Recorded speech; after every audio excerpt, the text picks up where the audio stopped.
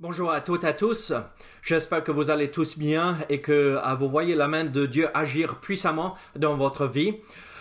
Regardez avec moi le psaume 113.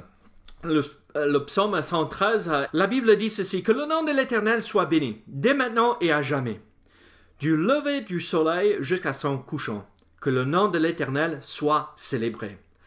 Oh, que ça pourrait être la vérité ici-bas sur cette terre. Oui, le nom de l'Éternel est béni à toujours, ça c'est clair. Et nous voyons que Dieu est digne de recevoir toute louange, toute gloire. Mais vous savez, la réalité dans notre vie de chaque jour, c'est que, en fait, nous commençons dès le lever du soleil, on commence bien avec le Seigneur, et notre vie glorifie le Seigneur. Mais quand la fin de la journée arrive, vous savez ce qui se passe, on est fatigué, on est frustré par les événements de la journée, et notre vie ne glorifie plus Dieu. Mais que ces deux versets ici dans le psaume 113 soient une réalité pour nous, pratique dans notre vie de chaque jour. Que le nom de l'Éternel soit béni, dès maintenant et à jamais. Ça, c'est sûr et certain. Son nom, il est digne de recevoir toute gloire, tout honneur. Et il est celui qu'on peut louer toujours. Mais dans ma vie, du lever du soleil jusqu'à son couchant, est-ce que ma vie célèbre le nom de l'Éternel? Est-ce que ma vie glorifie Dieu? Ça devrait être notre objectif. Donc, ayons cela comme but de notre vie. Que ma vie glorifie le Seigneur chaque jour et célèbre son nom. Prions ensemble pour préparer notre cœur pour l'étude d'aujourd'hui. Seigneur, merci pour tout ce que tu fais pour nous. Seigneur, tu es un Dieu grand et merveilleux et nous voulons te louer et t'adorer. Seigneur, aide-nous à accomplir cet objectif que nous venons de voir ici dans ces deux versets. Que du lever du soleil jusqu'à son couchant, que notre vie entière soit pour ta gloire et ton honneur, et célèbre ton nom. Gloire à toi, Seigneur. Aide-nous à accomplir cela, au nom de Jésus. Amen.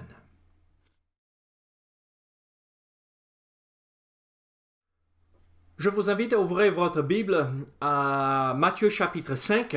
Et comme la semaine dernière, on avait commencé cette étude biblique, cette courte série d'études bibliques en deux parties, sur comment chercher le bonheur et le trouver. On avait vu la semaine dernière que dans les versets 3 à 6, que Jésus-Christ, dans ce sermon sur la montagne, il expliquait comment être heureux ou béni par le Seigneur dans notre relation avec Dieu. Et là, aujourd'hui, nous allons poursuivre et nous allons regarder les versets 7 à 10 et nous allons retrouver le bonheur dans notre relation avec les autres. Et donc, comme on avait révisé et vu la semaine dernière, on sait et on comprend, et c'est toujours la réalité, ça n'a pas changé dans une semaine, tout le monde recherche à être heureux dans leur vie. Tout le monde veut être joyeux et trouver le bonheur. Et la question vient toujours, est-ce possible d'être heureux dans cette vie ici-bas? Et beaucoup disent que non, ce n'est pas possible. Et là, ça va complètement à l'encontre de ce que la parole de Dieu enseigne. Dieu veut que ses enfants soient heureux et bénis dans leur vie ici-bas. Et encore, comme j'avais évoqué cette idée la semaine dernière, ce n'est pas être heureux et béni dans le côté matériel, bien sûr, mais être heureux et béni dans leur vie spirituelle avec lui et avec les autres. Et donc, il est possible d'être heureux et retrouver le bonheur même quand tout va mal dans la vie. Et nous avons reconnu et compris que ici, dans ce message que Jésus-Christ a donné sur le mont des Oliviers, nous voyons qu'il a commencé la première partie de ce message en commençant avec une citation des béatitudes, n'est-ce pas? Et ça commence toujours avec heureux. Et donc, cette idée, c'est d'être heureux ou béni par le Seigneur.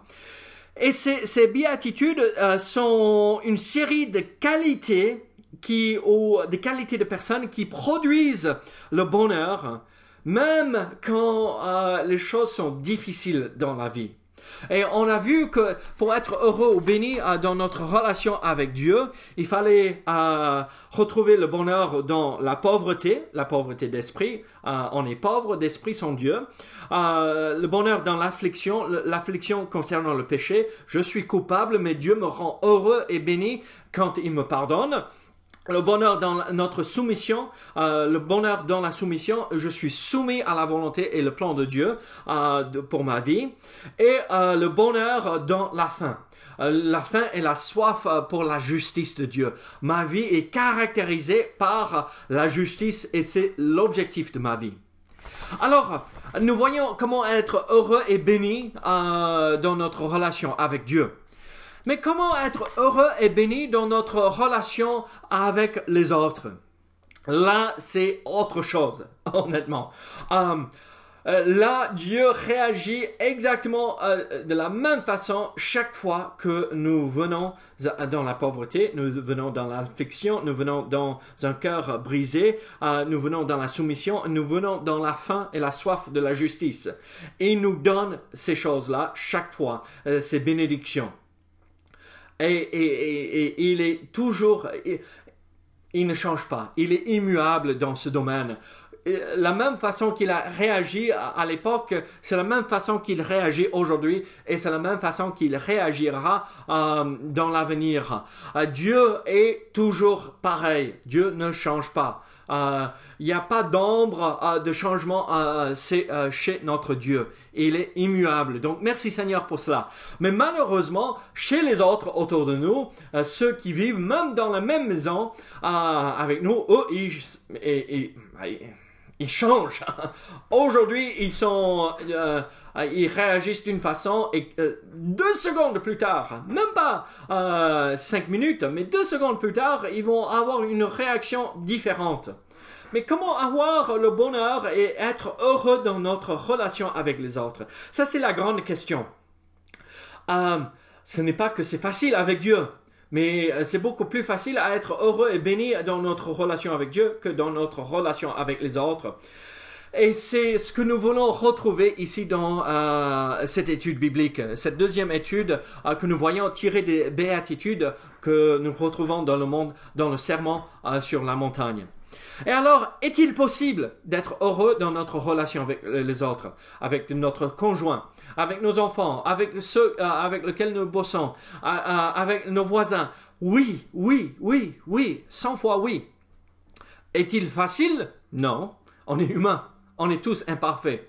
Là, on parlait des autres, mais moi, je suis imparfait et je change d'humour assez rapidement. Je me lève et je regarde par la fenêtre et il pleut et je déprime. Encore, il pleut, mais mince alors. Le froid arrive avec l'hiver. Oh Seigneur, que ça passe vite pour que le printemps arrive encore, pour que les fleurs ressortent et fleurissent. Et vous voyez ce que je veux dire? Tout cela joue sur notre tempérament.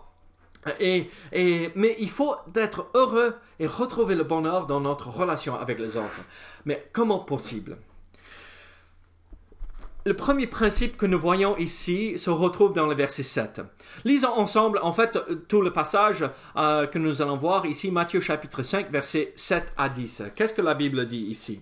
« Heureux les miséricordieux, car ils obtiendront miséricorde. Heureux ceux qui ont le cœur pur, car ils verront Dieu. Heureux ceux qui procurent la paix, car ils seront appelés fils de Dieu.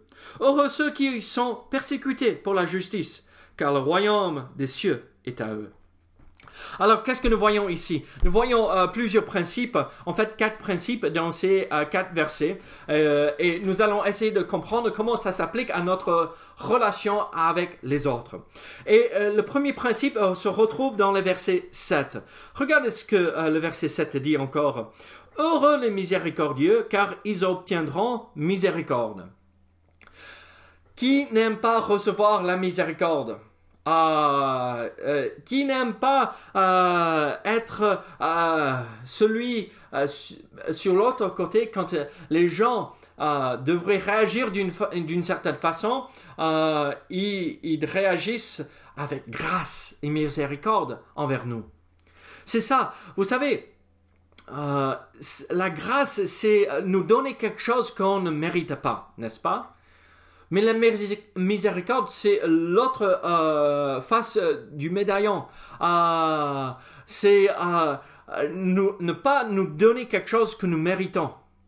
Nous méritons tous le jugement et la condamnation de Dieu. Mais nous avons vu comment éviter cela, reconnaître qu'on est pauvre d'esprit et il nous pardonne. Alors, à nous de réagir de la même façon en disant, mais regardez, je suis heureux ceux qui sont miséricordieux. Je donne la miséricorde. Il m'a répondu en colère. Je ne veux pas répondre en colère, même s'il le mérite. Il était injuste de sa façon de réagir avec moi. Je ne vais pas répondre pareil. Je vais être miséricordieux. Regardez ce que la Bible dit dans Marc chapitre 11, verset 25. Marc chapitre 11, verset 25. La Bible dit ceci, « Et lorsque vous êtes debout, faisons votre prière. Si vous avez quelque chose contre quelqu'un, pardonnez, afin que votre Père qui est dans les cieux vous pardonne aussi vos offenses. » Regardez Éphésiens chapitre 4. Éphésiens chapitre 4, verset 31.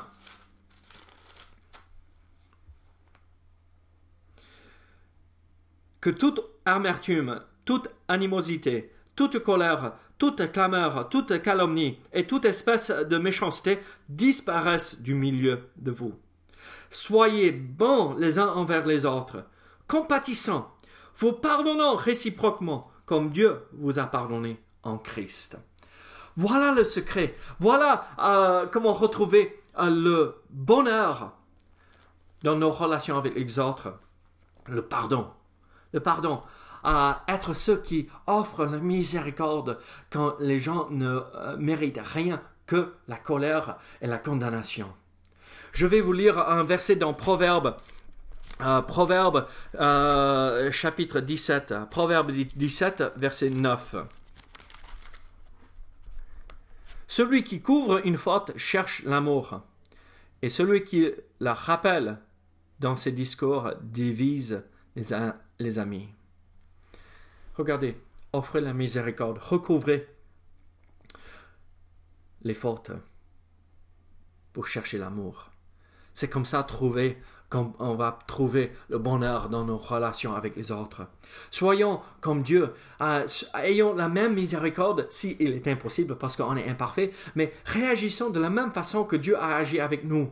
Il nous a offert le pardon, même quand on ne l'a pas mérité. Et, il ne nous a pas donné, ça c'est sa grâce, et il nous a pas donné le jugement qu'on méritait. Ça c'est la miséricorde. Regardez les autres autour de nous. Soyons honnêtes. Ils sont compliqués, n'est-ce pas? Ils ne méritent pas la gentillesse et le bonheur. Mais donnons ce qu'ils ne méritent pas, comme Dieu ne nous a pas donné ce que nous méritons. Soyons ceux qui n'évoquent pas ces fautes, mais qui recouvrent ces choses par l'amour. Ne divisons pas les amis en évoquant les fautes. Soyons ceux qui ressemblent à notre Dieu. Alors, pour le bonheur, pour avoir le bonheur, c'est le pardon. Mais aussi, regardez verset 8. Heureux ceux qui ont le cœur pur, car ils verront Dieu. Le bonheur dans la sincérité. Ceux qui sont purs, car le cœur pur, honnête, vrai. Vous savez, les non-croyants, le non-croyant ne pense pas que ceux qui ont le cœur pur sont bénis, peuvent être bénis même. Vous savez ce que le monde nous enseigne? C'est pas grave si vous cachez, vous trichez un tout petit peu. C'est comme ça qu'on avance et qu'on gagne un peu plus. Et on sera heureux si on a plus d'argent. Mais le bonheur ne se retrouve pas dans l'argent. Mais ne dites pas toute la vérité parce que vous savez, la vérité fait mal. Et non. Pur de cœur. Toujours honnête avec les uns et les autres autour de nous. Même si ça va nous coûter cher. Sincère dans tout ce que nous faisons. Vrai. Le chrétien est au courant d'un secret. La pureté donne comme récompense quelque chose d'extraordinaire. Une vie préservée de beaucoup de souffrance et le contentement. Vous savez, quand on est pur et on reste dans la pureté, vous savez, ça nous préserve de beaucoup de soucis dans notre vie. Regardez, combien de fois j'ai entendu les gens, mais vous savez, David, j'ai dit ceci à cette personne et c'était pas totalement la vérité. Et maintenant, j'ai peur qu'ils découvrent que c'était pas vrai ce qu'ils disent, que ce que j'ai dit. Et mince alors, ça me garde réveillé la nuit. Mais nous, les chrétiens, les vrais, nous sommes toujours honnêtes. Et nous disons toujours la vérité. Nous sommes toujours sincères dans notre relation. Et nous pouvons poser notre tête la nuit sur l'oreiller et dormir tranquillement en sachant que j'ai fait tout honnêtement. J'étais honnête dans mes réponses avec cette personne. Combien de fois j'ai entendu les gens dire je ne décroche pas au téléphone parce que j'ai peur que y a cette personne au téléphone et que je serai obligé de dire ce qui s'est vraiment passé. Ou mince, si le fils m'appelle, mais comment je vais faire? Et moi je dis, mais s'il m'appelle, moi j'ai pas peur. Hein? Peut-être je fais une erreur, ça peut arriver. Ça, ce n'est pas péché, une erreur, dans ce sens, par exprès. Vous voyez ce que je veux dire? Mais je n'ai rien caché. Je dis tout honnêtement. Venez, regardez. Vous voulez contrôler tout dans ma maison? Venez, je n'ai rien caché. Je suis honnête avec tout le monde. Mais combien de gens ne vivent pas de cette manière et ils ont peur, ils ne veulent pas ouvrir la porte, ils n'ouvrent pas la porte de leur cœur aux autres et ils n'ont pas le bonheur dans leur relation avec les autres. Sincère, honnête, toujours. Et on peut retrouver le bonheur. C'est vrai vis-à-vis de ceux en dehors de notre famille et c'est même plus vrai si on pourrait le dire de cette façon, même si c'est pas plus vrai. Une chose qui est vraie est toujours vraie dans n'importe quelle situation, mais il est même plus important au sein de la famille, presque. Honnête avec notre épouse et notre époux. Honnête envers nos enfants. Toujours l'honnêteté. Et si vous vous dites, mais si je dis la vérité, ça va leur faire mal, vous mentez à vous-même. Non. La vérité, tout le temps. Regardez verset 9, nous voyons un troisième principe. Heureux ceux qui procurent la paix, et ils seront appelés fils de Dieu. Qu'est-ce que nous voyons et qu'est-ce que nous comprenons ici? Regardez le bonheur dans les conflits. Comment puis-je avoir le bonheur même au sein des conflits? En fait, cela ne dit pas ceux qui aiment la paix, mais ceux qui procurent la paix. Regardez, on est humain, n'est-ce pas? Si je pourrais le dire de cette façon, on est bourré de défauts. Mais dans ces soucis, dans ces conflits que ça peut générer, je cherche toujours la paix. Encore, qu'est-ce qu'il dit? Heureux ceux qui procurent la paix. C'est celui qui va à la recherche de la paix.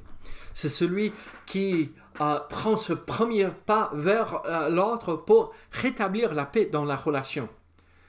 C'est celui qui travaille à maintenir et cultiver la paix dans la relation avec les autres.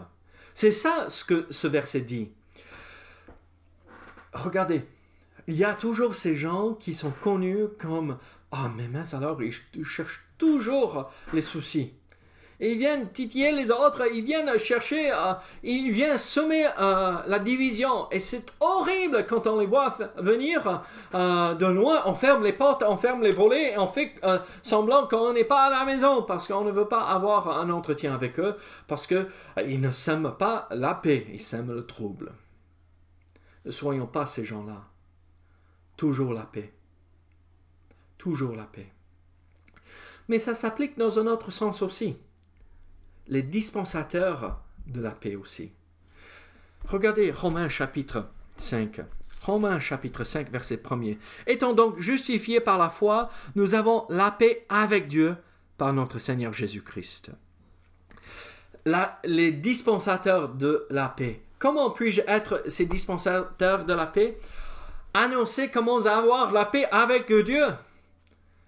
C'est basé sur notre relation avec l'Évangile, la foi simple en Jésus-Christ.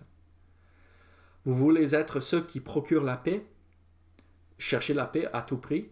Pas à tout prix, mais cherchez la paix. Même si ça va vous coûter, cherchez la paix. Mais aussi, soyez ceux qui dépensez le message qui procure la paix avec Dieu. Le message de l'Évangile. C'est quand la dernière fois que vous avez partagé l'Évangile? C'est quand la dernière fois que vous avez dit, mais vous savez, si vous avez une relation avec Dieu, vous pourriez être en paix. C'est quand que vous avez annoncé le message de la bonne nouvelle de Jésus-Christ. C'est ça, ceux qui cherchent la paix. Ceux qui procurent la paix aussi. Mais il y a une dernière vérité aussi dans ce passage que nous allons voir. Regardez le verset 10. Heureux ceux qui sont persécutés pour la justice, car le royaume des cieux est à eux. Le bonheur dans la persécution. Vous savez, régulièrement à l'église, lors du culte, nous regardons ce qui se passe vis-à-vis de l'église persécutée, n'est-ce pas? Et on se rend compte que dans ce monde, beaucoup sont persécutés à cause de leur foi en Jésus-Christ. Et regardez, ici, nous pouvons être dans la joie et bénis même quand on est persécuté. Pas persécuté pour n'importe quelle raison. Parce qu'on est grincheux aujourd'hui et alors les gens ne sont pas contents avec nous. Non, je veux pas dire, je ne parle pas de cela. Mais le bonheur dans la persécution pour la justice de Dieu. Regardez ce qui est dit encore, heureux ceux qui sont persécutés, car ils seront pour la justice, heureux ceux qui sont persécutés pour la justice, car le royaume des cieux est à eux. Persécutés pour la justice. Nous pouvons être heureux, nous pouvons retrouver le bonheur même au sein de la persécution. C'est possible. Et là, ce n'est pas avoir la possibilité d'avoir la paix avec ces gens-là. Nous cherchons la paix à tout prix, mais c'est être heureux et avoir le bonheur malgré la persécution. Regardez Jean chapitre 15. Jean chapitre 15.